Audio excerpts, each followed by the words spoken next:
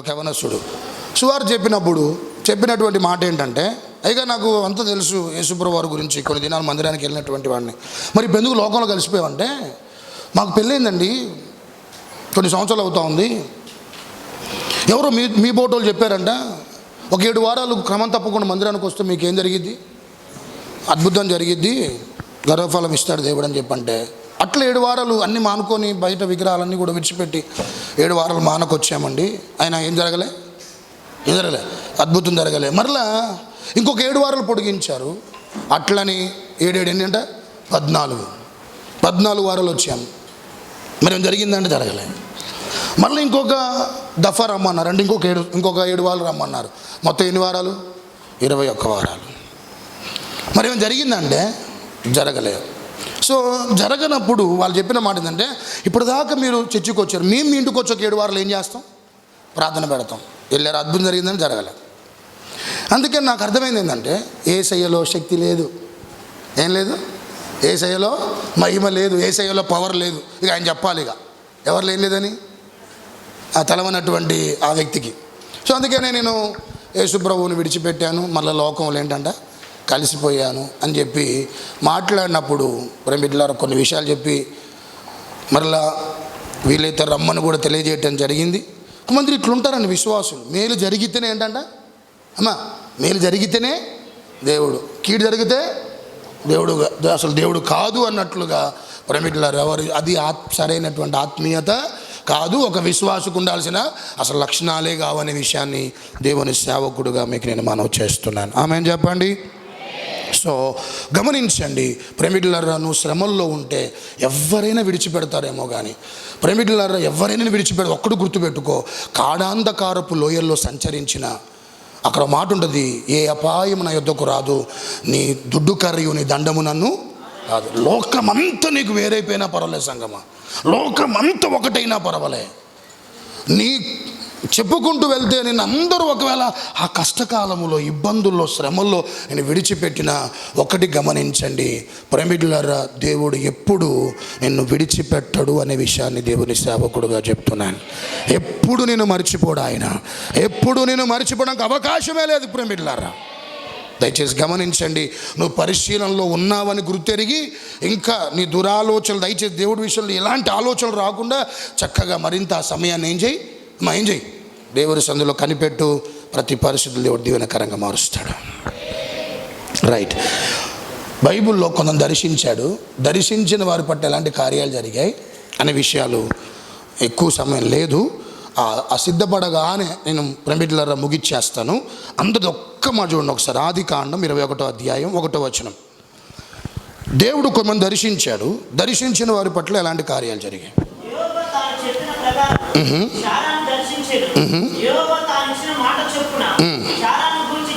చాలండి.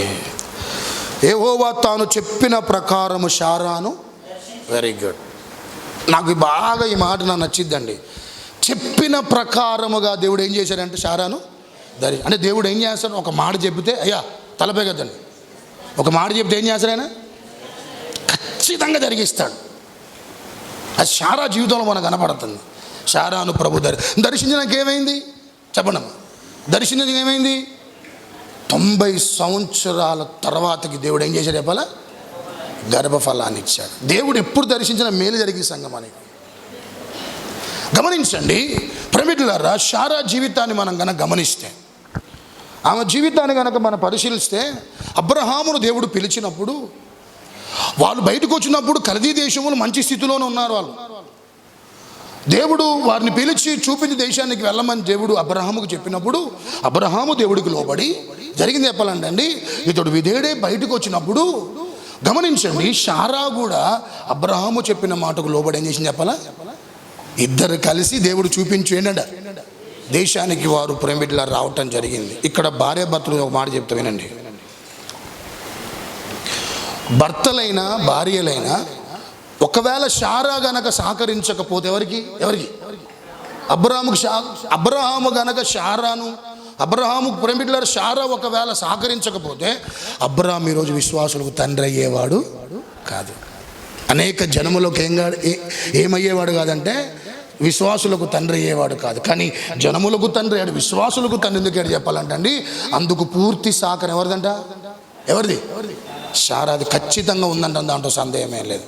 కూర్చుని మీ అందరూ చెప్తున్నాను, ఎవరైనా సరే భార్య ఆధ్యాత్మికంగా ప్రోత్సాహకరంగా ముందుకెళ్తుందా, ఏం చేయాలి? భర్త ఏం చేయాలి? భర్త ఏం చేయాలంట? ఖచ్చితంగా సహకరించాలి. ప్రార్థన చేసుకుంటుందని అంటదా, చేసుకోమని చెప్పాలి. మందిరంలో పరిచర్య ఏదో అయ్యగారు పిలిచారు వెళ్తా అని ఒకవేళ భర్త చెప్పినా భార్య ఏం చేయాలి? ఏం చేయాలంట? కొందరు ఉంటారు భార్యలు అని చెప్పండి, కొందరు అంటారు, అందరూ అనట్లేదు, కొందరు ఉంటారు ప్రార్థన అంట పోదాంపా అని అంటే చాలే ప్రార్థన ఇంట్లో చేసుకునే ప్రార్థన కాదా, చాలే ఉండు అనేటోళ్ళు ఉంటారు, ఇట్లాంటి వాళ్ళు ఉంటారు.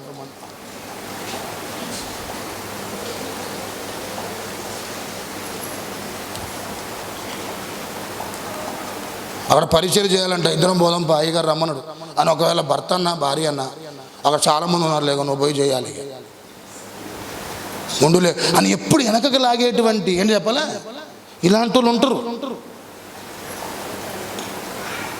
మీరు అందరూ అలా ఉండకుండా ఉందరు కాక. మీ పిల్లల్ని ప్రోత్సాహపరచ దేవుడి విషయం చెప్తున్నా మంచిగా. మీ పట్ల దేవుడు కార్యం జరగాలంటే, దేవుడు ప్రణాళిక నెరవేర్చబడాలని చెప్తున్నా.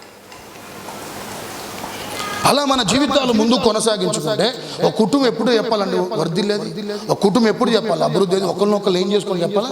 భర్త భార్య ఏం చేయాలంటే ప్రాముఖ్యంగా దేవుడి విషయంలో ఇది నేర్చుకోండి, ఇది దయచేసి కలిగి ఉండండి.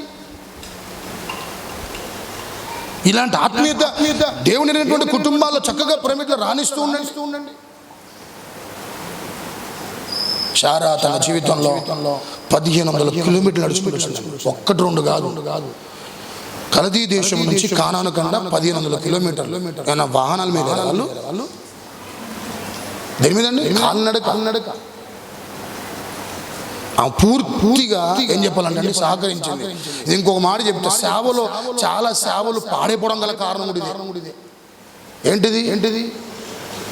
సహకరించకపోవటం. పురుషుడు ప్రభావవంతంగా దేవుళ్ళు ఎదగబోవడం గల కారణం ఆ భార్య, అమ్మగారే. భార్య చక్కగా ఆత్మీయత ఎదుగుతుంటే ఆ అయ్యగారే ప్రేమిట్లారో కొన్నిసార్లు ఇలాంటి విషయాలు సేవలో దాపరిస్తున్న కారణాన్ని బట్టి సేవ కుంటుపడిపోతాం.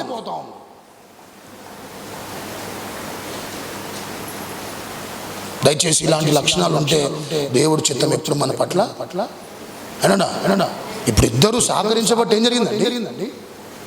దేవుని చిత్తం జరిగింది. ఉన్నతమైనటువంటి స్థితిలో గొప్పగా దేవుడు వారిని ఆశీర్వదించి గొప్పగా దేవుడు వారిని వర్ధిల్ల చేశారు. ఈ మధ్యాహ్న కాల సమయం ప్రభు మనతో చెబుతున్న మాట ఏంటంటే గమనించండి, శారాను దేవుడు ఏం చేశారంటే దర్శించాడు. శారాకు ముందు పేరు ఏం పేరు? శారాకు ముందు పేరు ఏం పేరు? శారాయి. శారాయి అంటే అర్థం ఏంటి? 17వ అధ్యాయంలో వాళ్ళ పేర్లు మార్చాడు. ఎవరి పేర్లు? అబ్రహాము గారి పేరు, ఇంకెవరి పేరు? దేవుడు బైబిల్లో కొంతమంది పేర్లు మార్చాడంటే బతుకులు మార్చడానికి. ఏనా బతుకులు జీవితాలు మార్చడానికి. Name denotes your character. పేరు నీ గుణానికి సాదృశ్యంగా ఉంది, పేరు నీ స్వభావానికి సాదృశ్యంగా ఉంది. వారు అలాంటి పేర్లతో కలిగి వారి జీవితాలు ఎలాంటి మార్పు లేకుండా ఉన్న కారణాన్ని బట్టే శారా అంటే జగడగొండి. అంటే పొద్దున్నే తమ్మ ఏం చేస్తుంది? అమ్మా జగడగొండి అంటే ఈ జగడాలు పెట్టుకుంటే నా చిత్తం నీ పట్ల ఏం కాదు, నెరవేర్చబడదు. పొద్దున్నైతే భర్త మీద అరిస్తే ఏంటంటే దేవుడి చిత్తం జరగదు. భర్త సేవలో చక్కగా ప్రోత్సాహంగా ముందుకెళ్తా ఉంటే వెనకగా లాగితే అని జరగవు, దేవుడి చిత్తం జరగదని. ప్రేమికులారా, శారాయి నీ పేరు ఇప్పుడు శారాయి కాదు, ఏంటంటే శారా. పేరు మార్చాడు. పేరంటే గమనించండి, భౌతిక సంబంధమైన పేరే కాదు. బైబిల్లో చాలా మంది పేర్లు మార్చాడు. మార్చడం గల కారణం ఏం చెప్పాలా? వారు బ్రతుకులు మార్చబడటానికి, వారి జీవితాలు మార్చబడటానికి, వారి విధానాలు మార్చబడటానికి. ఇలాంటి అనుభవాలతో ప్రేమికులారా, ఆ శారా ఎప్పుడు శారా అయిందో, శారా అంటే రాజకుమార్తె. చెప్పండి ఏనడమా? జగడగుండి కాస్త ఏమైందంట? ఎప్పుడైతే స్వభావంలో మార్పు వచ్చిందో, ప్రవర్తనలో మార్పు వచ్చిందో, బుద్ధిలో మార్పు వచ్చిందో, ఇప్పుడు కనిపెట్టింది 90 సంవత్సరాలకు దేవుడు దర్శించి ఆమె కార్యాన్ని ప్రభు తలపెట్టాడు. ఆమేన్ చెప్పండి. ఇంకో అందుకనే గమనించాలి ప్రేమికులారా, నీ బ్రతుకు మారినంత వరకు, నా బ్రతుకు మారినంత వరకు ఏం జరగవు. పేరు పెట్టుకున్నంత మాత్రం ఏముండదు. జీవితములో మార్పు ఉండాలి, బ్రతుకులో వ్యత్యాసం కనపడాలి. ఏ వ్యత్యాసం? దేవుళ్ళలోకి రాకముందు, దేవుళ్ళలోకి వచ్చినాక ఆ వ్యత్యాసం కనపడితేనే శారా అలా చక్కగా తన జీవితాన్ని మార్చుకొని కనిపెట్టింది. అసాధారణమైనటువంటి కార్యం ఆమె జీవితంలో ప్రభు 90 ఏళ్ళ తర్వాతకి ప్రభు దర్శించి గర్భద్వారాన్ని ప్రభు తెరిచాడు. ఆమెన్ చెప్పండి. ఆమె జీవితంలో కొన్ని సంవత్సరాల తరబడి సంతోషం లేదు, కానీ ఏమిచ్చాడు? సంతోషం. నువ్వు కూడా దేని కొరకైనా కనిపెడతానో కొంతకాలం నుంచి, అవి ప్రభు నీ జీవితంలో దర్శించే సమయం నీ పట్ల ప్రభు కలిగి ఉన్నాడు. శారాన్ని దర్శించినట్లు నిన్ను ప్రభు దర్శిస్తాడు. ఆమె జీవితంలో దుఃఖాన్ని, ఆ నిట్టూర్పులను ప్రభు తొలగించి సంతోషాన్ని ఇచ్చినట్లుగా నీ కుటుంబాన్ని కూడా ప్రభు సంతోషకరంగా ఉంచుతాడు. అలాంటి ఆధ్యాత్మిక అనుభవాలను కలిగి ఉండాలంటే మార్చబడి అంటే జీవితాన్ని ఏంటంట మార్చుకొని, బ్రతుకును మార్చుకొని, నడవడికను మార్చుకొని, విధానాలు మార్చుకొని దేవుడు సంధిలో చూడు డాక్టర్లకు అంతుపడిన కార్యం. ఏది శారా ఏమవుతాం? స్త్రీలు చాలా మంది తెలుసు, ఆ గర్భం పిరమిడ్లో ఉడికిపోతే స్త్రీ మళ్ళీ పిల్లలు ఏం చేయాలంట కనదు. డాక్టర్లకి అంతు పడినటువంటి కార్యం ప్రభు జరిగించాడు. దేవుడు ఎప్పటికైనా ఎలా ఏ విధంగానైనా ఏ స్థాయిలోనా ఎంత సాధ్యమైనటువంటి పరిస్థితులైనా నువ్వు చక్కగా నీ జీవితాన్ని ప్రభు పిరమిడ్లరా ఆయనకు మహిమార్థమైన నీ జీవితాన్ని కొనసాగించుకుంటే ప్రభు దర్శిస్తాడు. శారాన్ని దర్శించినట్లు నేను నీ కుటుంబాన్ని దర్శించి తన కార్యాలు ప్రభు జరిగిస్తాడు.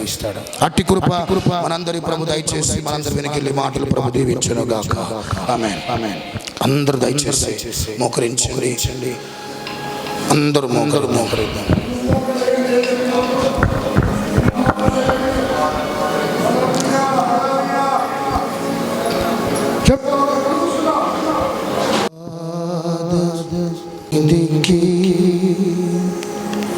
కృపా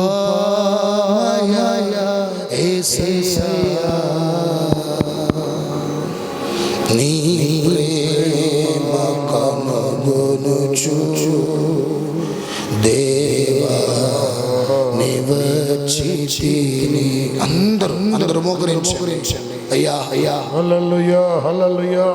నువ్వు దర్శిస్తావని, నువ్వు నా కాడికి వస్తావని, నేను ఉన్న స్థితిలో, ఉన్న పరిస్థితుల్లో ఎవరు నా పక్షాన ఉండకపోయినా, ఎవరు నన్ను విడిచిపెట్టినా, ఆ రాత్రి కాలమున నువ్వు మాతో ఉంటావని, ఆ సమయంలో నువ్వు మాతో ఉంటావని, మమ్మల్ని పరిశీలిస్తావని, మమ్మల్ని పరిశోధిస్తున్నావని, ఏ దురాలోచన మాలో రావద్దు అని మరొకసారి మీరు మాతో మాట్లాడుతూ వచ్చారు. భక్తులు నీకు ప్రార్థించినప్పుడు నువ్వు దర్శిస్తావని మాట్లాడావు నాయన. శారా తన బతుకును మార్చుకొని, తన జీవిత విధానమును మార్చుకొని కనిపెట్టినప్పుడు దేవుడు దర్శించాడు. నువ్వు మారినంత వరకు సంవత్సరాల తరబడి అట్నే దేవుడు కార్యాలు ఆలస్యం అవుతూనే ఉంటాయి. దేవుడు కార్యాలు ఆలస్యం అవుతూనే ఉంటాయి.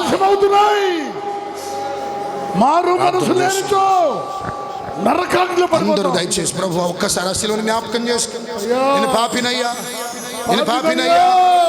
నేను దౌర్భాగ్యునయ్యా, నేను బలహీనరాలు ప్రభు, మాటిచ్చి తగ్గిపోతున్నానయ్యా, మాటిచ్చి వైదొలికి పోతున్నానయ్యా, సిలువ వేస్తున్నానయ్యా.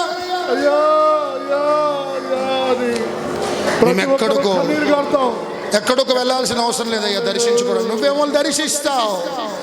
ఒక స్నేహపూరితమైనటువంటి మా ప్రభు విజిటింగ్ మా జీవితాలను చేస్తున్నా, మాకు మేలు చేయటానికి నాయన.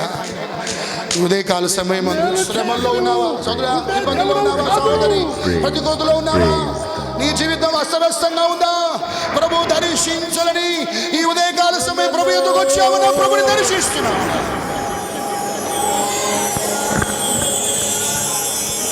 ఎంతకాలం ప్రభుని వెంబడిస్తున్నాను చెబుతూ ఏ ఉద్దేశం వెంబడిస్తున్నావు? అసలు నీ ఉద్దేశం ఏంటి? నీ యొక్క ప్రేమికులారా దేవుడు వెంబడించడం గల కారణం ఏంటి? భౌతిక సంబంధమైన ఆశీర్వాదాల కొరకేనా, దీవెనల కొరకేనా, వీటి కొరకేనా ప్రభుని వెంబడిస్తుంది నువ్వు? ఇంకా నీకు సరిగ్గా అర్థం కాలే ప్రభు. అయితే దీని కొరకు కాదు వెంబడిస్తావు. నిత్య జీవము నా కొరకు నా దేవుడు ఉంచాడు. ఆయన మాటలు నిత్య జీవాన్ని కలిగిస్తున్నాయి. ఆయన మాటలు వింటుండే నిత్య జీవంపై ఒక దృఢమైనటువంటి విశ్వాసం మన కలుగుతూ మరింత ప్రభు కొరకు నడిపించబడినటువంటి ఆతృత కృంగదీస్తున్నా, నువ్వు నాకు దేవుడవే నాయన, నిన్ను వెంబడిస్తానయ్యా. చేతులెత్తిన వారందరూ నమ్మకంగా ఉంటాను, ఒక్క మాట నమ్మకంగా ఉంటానయ్యా, ఒక్క మాట నోరు తెరిచి నమ్మకంగా ఉంటానయ్యా, అంతవరకు రక్షణ కాపాడుకుంటానయ్యా, నీ సాక్షిగా బ్రతుకుతానయ్యా. చేతులెత్తిన బిడ్డలందరి వారి తీర్మానం ప్రభు స్థిరపరచునుగాక. అంతవరకు నమ్మకంగా ఉందురుగాక.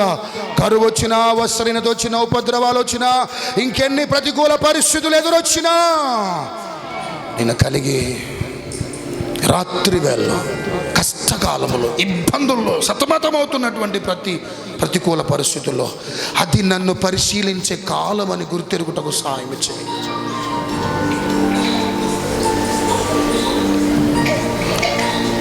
మంచి ఉన్నతమైన స్థితికి మమ్మల్ని తీసుకొని వెళ్తామయ్యా. బిడ్డలందరిని దర్శించి సాక్ష్యాన్ని కాపాడుకో, రక్షణ కాపాడుకో. ఈ శరీరాన్ని చంపే మనిషి కాదయ్యా, ఈ శరీరంతో పాటు ఆత్మను చంపే నీకు భయపడాలి మా ప్రభువా. అలాంటి జీవితాలు కలిగి వినిపించబడినట్లుగా కృప చూపించి సహాయం చేయమని యేసు నామములో వేడుకుంటున్నాను తండ్రి, ఆమేన్.